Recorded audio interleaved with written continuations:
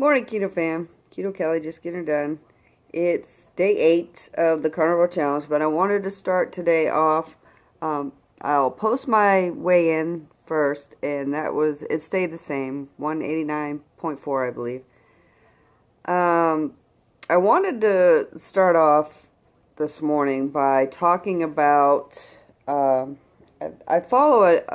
been finding a lot more people doing keto on YouTube, which is fantastic, that more people are getting on board with this way of eating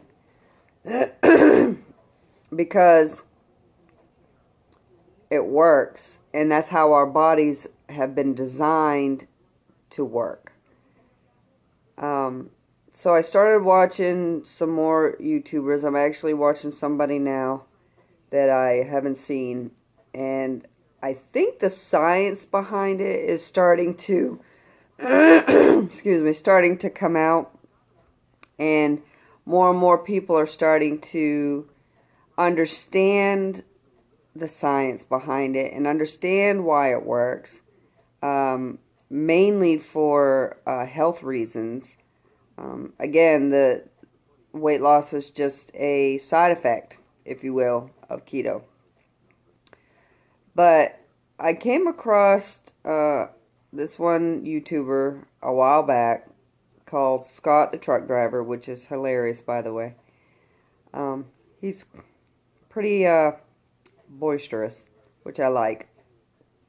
But, and from Keto Connect, when they were talking about U.S. News and World Report had posted their top whatever diets of 2017.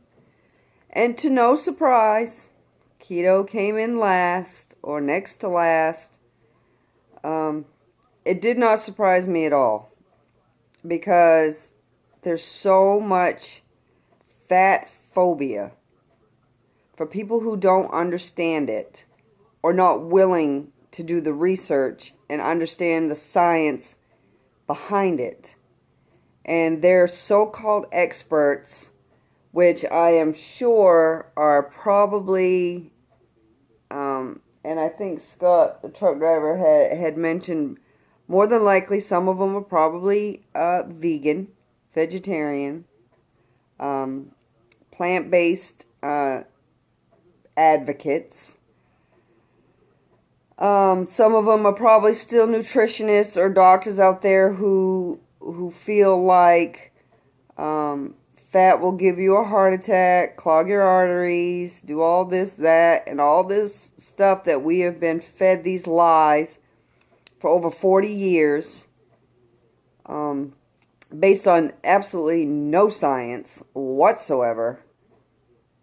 I believe that some of the studies was probably backed by lobbyists, probably the sugar lobbyists, the whole grain wheat lobbyists, the pill pushers, who, goodness forbid that if anybody gets healthy that we'll go bankrupt because we can't push our medications on you. And I mean, diabetes, this way of eating will significantly slow down or even cure type 2 diabetes. And oh my gosh, don't let that happen. We won't be able to prescribe all of our medications and not be able to get our kickbacks from these pharmaceutical companies if we don't push all these pills on you, which, by the way, may help you but give you 10 other symptoms, side effects from these medications. Yes, I understand our government works in mysterious ways. I'm not a government conspiracist.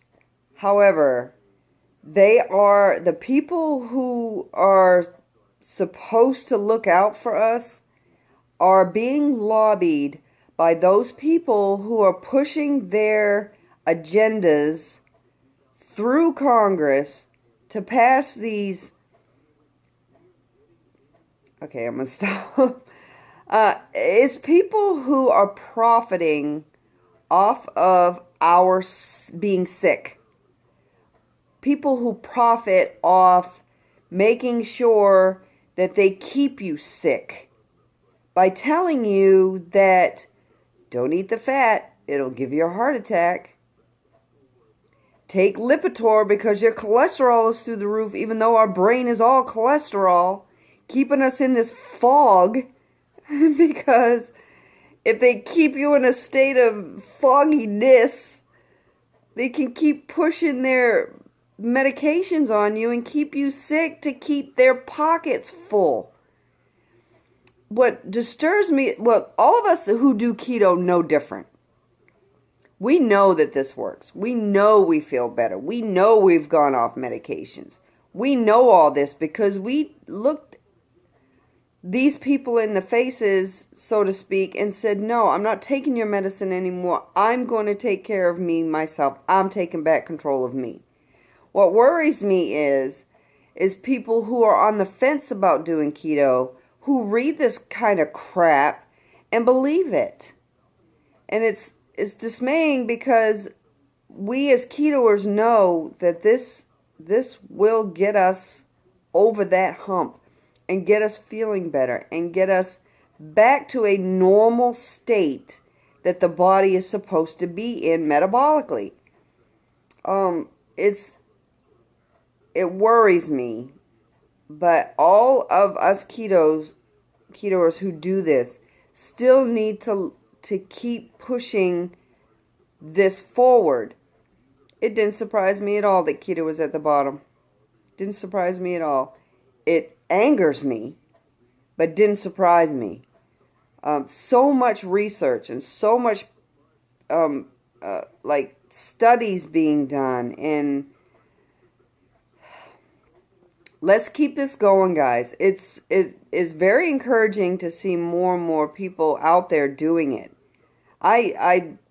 My husband works with this person who had sent some goodies home, I guess, and said that his wife couldn't eat it because she's keto. Every day, I come across new people on YouTube. I come across people just out and about.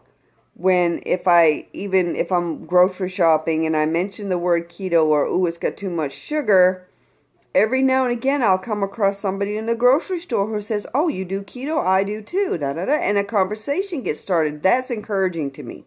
These studies that are coming out bashing keto and bashing low carb, high fat, bashing paleo and things like that is angers me. It angers me because there's so much study and research right now into this way of eating. I don't know. Let's keep pushing on, my keto fam, and keep getting the word out there and have people do their research and come to their own conclusions, because these pill pushers and these sugar lobbyists are angry. They're angry right now because they're losing profits. Big time. So what they're going to do is they're going to influence a lot of people to put out pieces of work out there that's bullshit.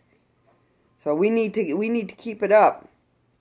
Let's keep it up. Let's keep it going, guys. I love you, and I'll see you later on today. Bye.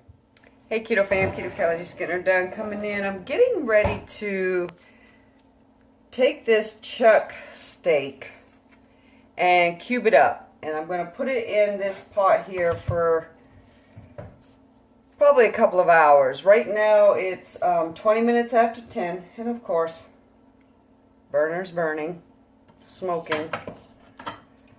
So I'm going to put it in there for about 2 hours. I'm going to let it boil down and get nice and tender. And I'll more than likely eat that with some eggs. And I need a haircut so bad, guys. Look how grown out it's getting. It's really starting to get on my nerves. Alright, this chuck roast has got a lot of fat on it. Nice big fat all the way through. I love cooking these because for a length of time they get incredibly tender.